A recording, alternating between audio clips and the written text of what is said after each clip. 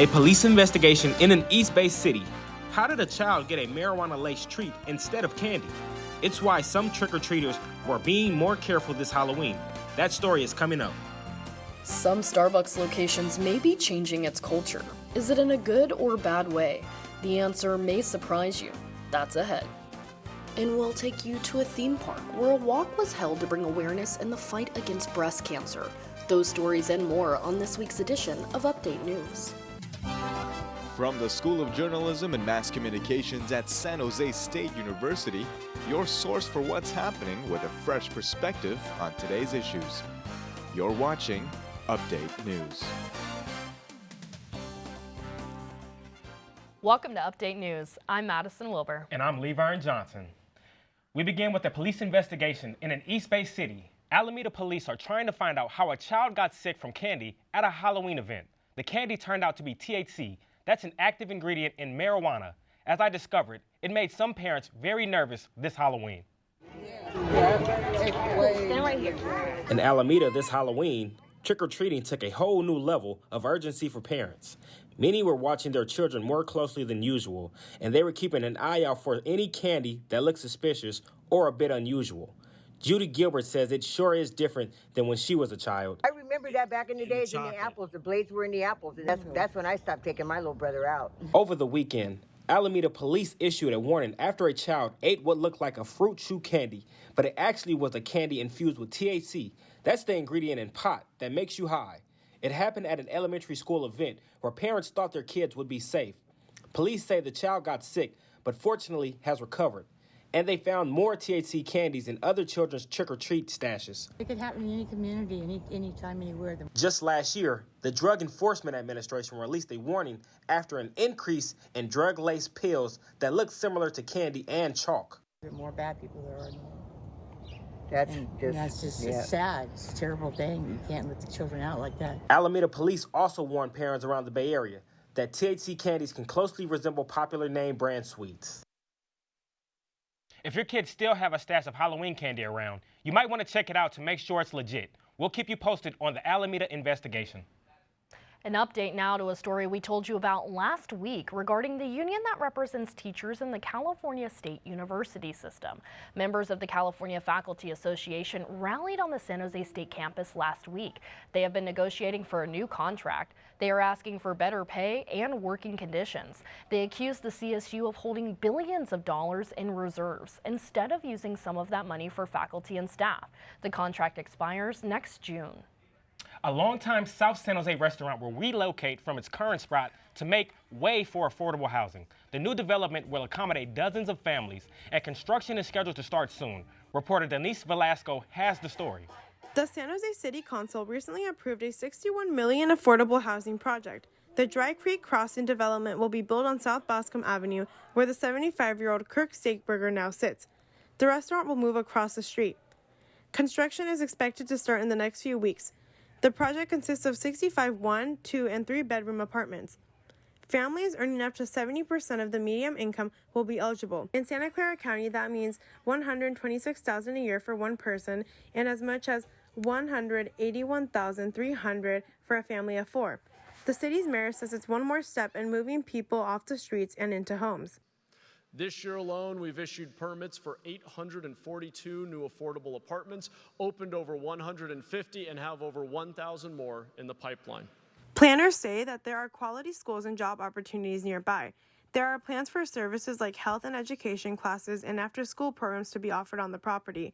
There is a plan to provide the families with transportation. What we end up doing to address that transportation issue when we can is we build in essentially shuttle-type subcontracts into the provider agreements. We essentially create space for the providers, to whoever, like the social service providers, to be able to help people get transported. Those shuttles could also take families to nearby food banks. Food could not be distributed directly onto the property for food safety concerns.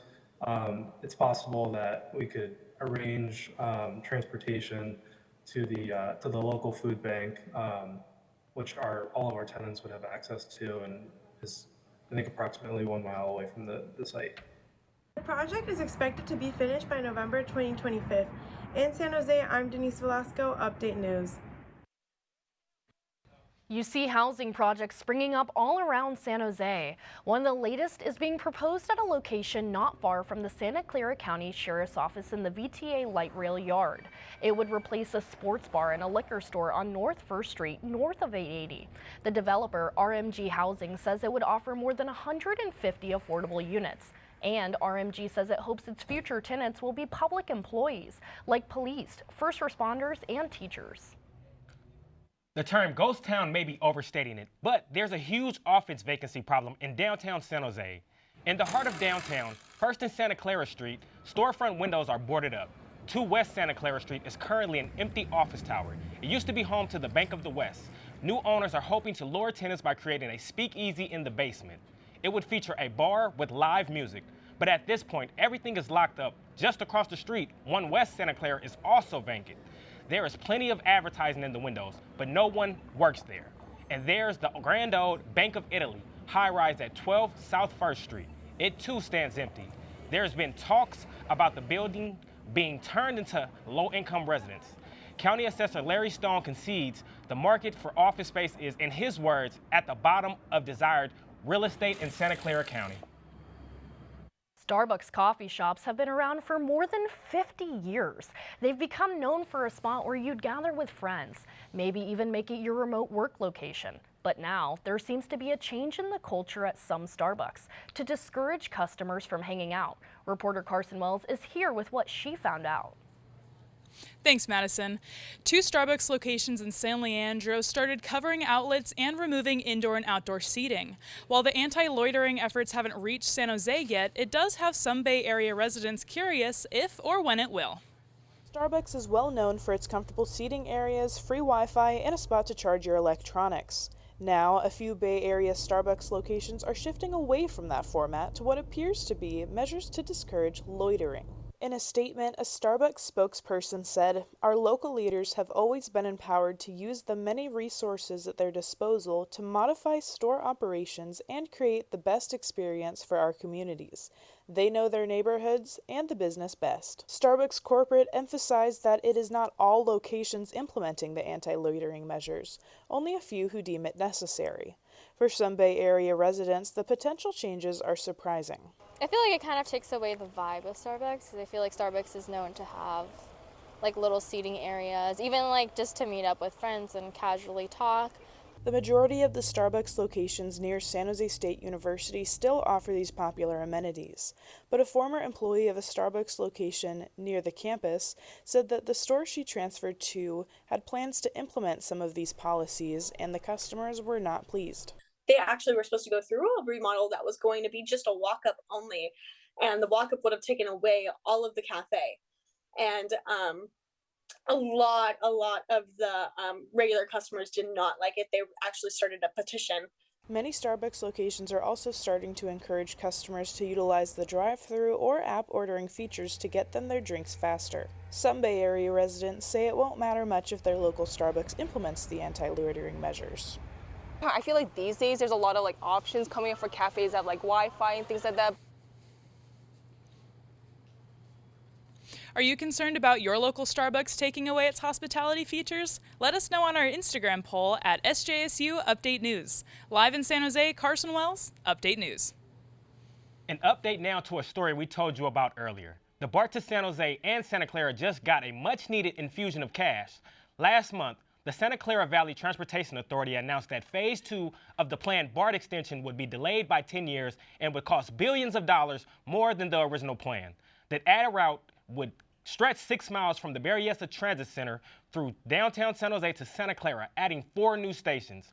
BART just announced it is getting $375 million boost from state funds. Local leaders hope the money will help pave the way for the feds to pick up the half tab.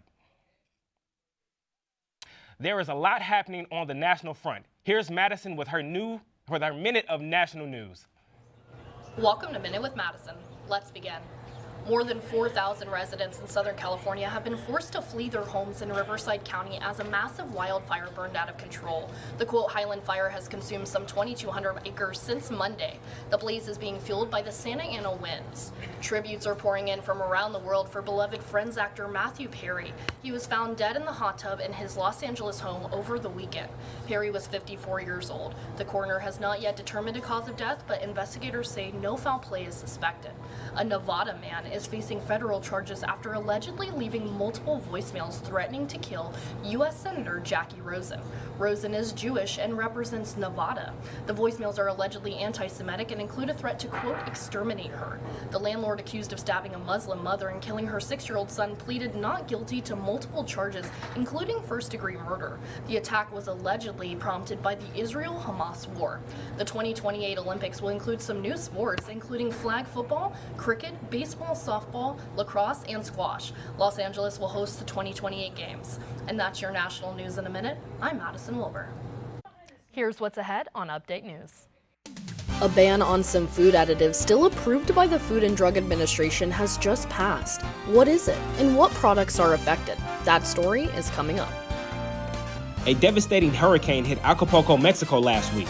We'll show you some of the damage and tell you why forecasters missed this one. That's just ahead. You got your raincoat? I'll let you know when you need it when we come back.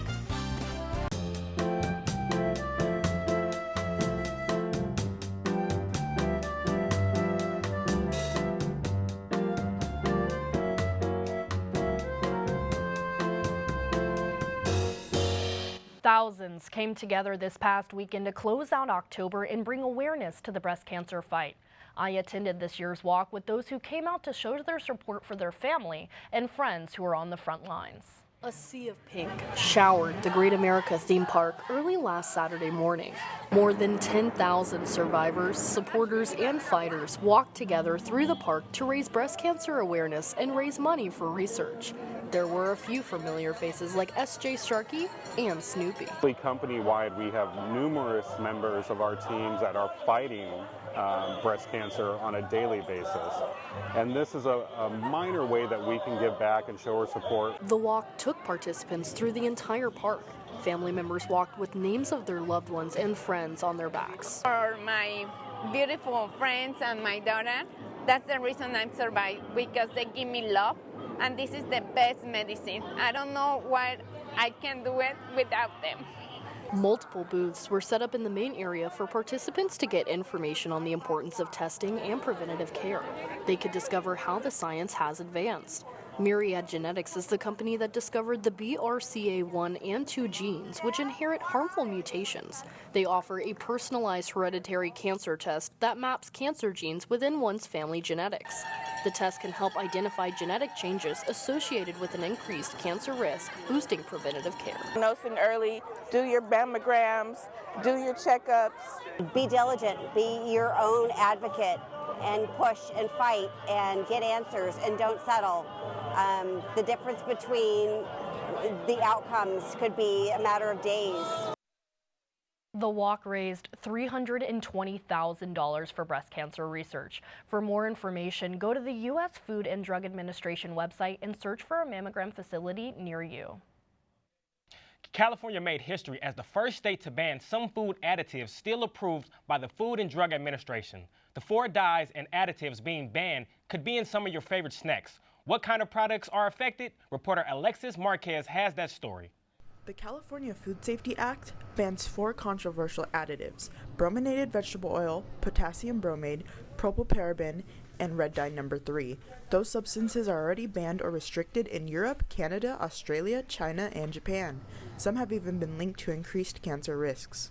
So what products are affected? It could be some of your favorites. Food items like Peeps, soda, bread and bakery items, candy corn, jelly beans, and 1,200 more products. Some experts see this ban as a good thing.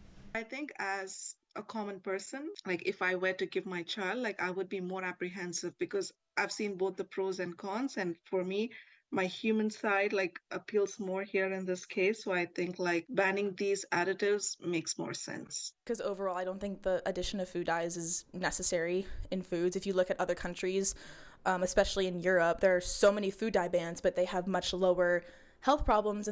For some companies, it means they may have to change the way they make the products and use some new recipes to keep them on the market. Maybe some people won't like the pips as before with the new formula.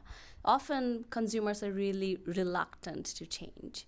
So maybe they were a fan of the orange soda they used to have, and now it's a new formula. Companies still have a few years to tweak their recipes. The ban goes into effect January of 2027. Be aware of the changes that will affect you. In San Jose, I'm Alexis Marquez, Update News. A Category 5 hurricane made landfall last week in Acapulco, Mexico. The local government says it left at least 100 people dead or missing. The hurricane devastated the city, leaving its residents with a long road to recovery. And as reporter Alejandra Vaca reports, it took forecasters by surprise. On October 5th, meteorologists warned Acapulco residents to prepare for a tropical storm with winds up to 74 miles per hour. But what the forecasters did not see was a Category 5 hurricane with winds sustained at 165 miles per hour that formed in less than 12 hours. It did, in that final 12-hour run towards Acapulco, it encountered much warmer than average ocean temperatures. Some of that is El Nino, and there's probably a fingerprint of climate change in the background of all this. The damage is devastating. Aquí mi familia perdimos todo. My family and I lost it all. I lost my car, all of my furniture, my table, my refrigerator, all of it. We are fortunate to be okay physically, but this is really sad. Es muy triste. On Tuesday, Mexico's president announced 32,000 residents will start getting government help. Officials are still making their way across the region to make sure everyone who needs assistance is getting it. Hoy vamos a decidir ya de las acciones. Today is the day we will start to take action, starting with those accounted for, so the process is not delayed for the rest of the people in need. We need to have a plan ready by today, so by tomorrow we begin to deliver support directly to the people. Meanwhile, Alejandro and his family are taking refuge at a colony near his home that is at a much higher elevation. Despite losing everything, he says he is thankful to be alive. This is Alejandra Vaca, Update News. Rumor has it that we could be in for some beautiful weather in the Bay Area. Alejandra Vaca is back with the weather forecast.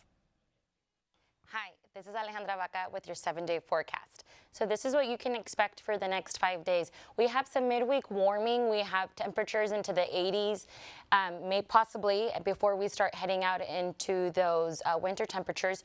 We have some possible rain returning Thursday through Saturday, and then it's going to be mostly breezy in the North Bay. Also, the rain outlook for the Bay Area throughout next Sunday shows top totals of north of San Francisco. Areas closer to San Jose and the Santa Clara Valley may not see as much. Better chances near Santa Cruz Mountains. We'll see increasing clouds through our first chance of the rain this week. Currently, a second storm arriving by the weekend is expected to bring more rain chances with clearing skies, likely returning by Sunday. Although we may see some windy conditions at times as well. And then also for our 7-day outlook, here we go. For Santa Cruz, shows warm temperatures followed by those rain chances Thursday and to the start of the weekend. So some possible rain chances also today, Thursday. And then in Oakland, we have warm days ahead with cold warming lows late in the later week with some possible rain chances on Saturday as well. And then in San Francisco, more sunshine for San Francisco, followed by increasing clouds, rain chances today as well into the weekend. And also here in San Jose, we'll see very warm conditions for San Jose. Some possible 80s today and Friday, and then some possible rain chances for Saturday. And they will return into the weekend. And remember to set back your time because it's daylight savings time on Sunday. So for those with smartphones, it'll be taken care of. But for those who have the old-fashioned clocks, remember to set back 1 hour behind so we get an extra hour of sleep. And that is it for the forecast. Back to the desk. Stay with us. There's more just ahead. Santa Clara County just opened a brand new wedding chapel. Where is it located? The answer is straight ahead. And Spartans football headed to Hawaii. What a hardship assignment. How did they do against the Hawaii Rainbow Warriors? I'll have the play-by-play coming up in sports.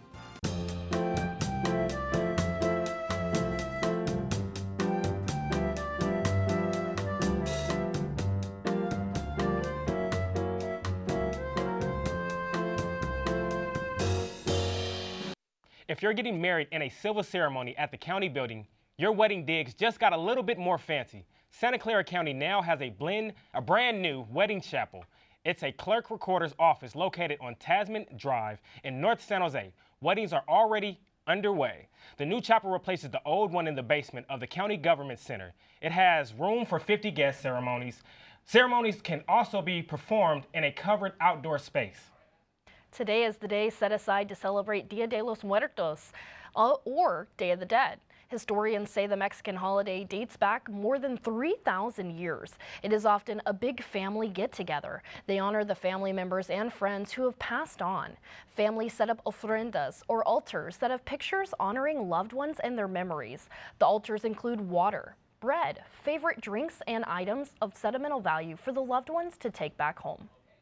Turning to sports, San Jose football won their last 2 matchups in blowout fashion. That included heading to Hawaii, where they took on the Rainbow Warriors. Let's take a look at the highlights and see who came out the winner.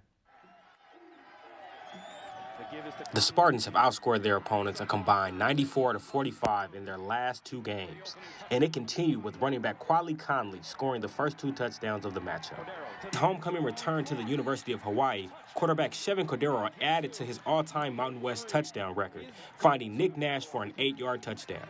And just seconds before the half ended, senior running back Kyrie Robinson found himself in the end zone, increasing the Spartans' lead to 21-0. And after the half, the Spartans continued where they had left off, with Kyrie Robinson running 52 yards down the field to give the Spartans a 28-0 lead over the Rainbow Warriors. And before the game could end, Cordero added 1 more touchdown to bring his career total to 106 touchdowns, finding Nash again for a 24-yard touchdown. The Spartans won 35-0 and brought home the Dick Tomey Legacy Trophy, but not without thanking the defense, who collected 2 interceptions and 1 fumble recovery in the contest, keeping the Rainbow Warriors from scoring. The Spartans are now 4-5 on the season and have defeated the Rainbow Warriors 4 consecutive seasons. San Jose State football has a bye week, but when they return, they will host the 7-1 Fresno State Bulldogs. And that's all for our sports recap. I'm Lee Vern Johnson. Looking for a little something to do this weekend and beyond? Here's Carson's calendar. Here's what's coming up this week. On November 3rd, South First Friday's Art Walk. The event runs from 5 p.m. to 9 p.m. on South First Street and Williams Street. On November 4th, Pet Care at Happy Hollow Park and Zoo.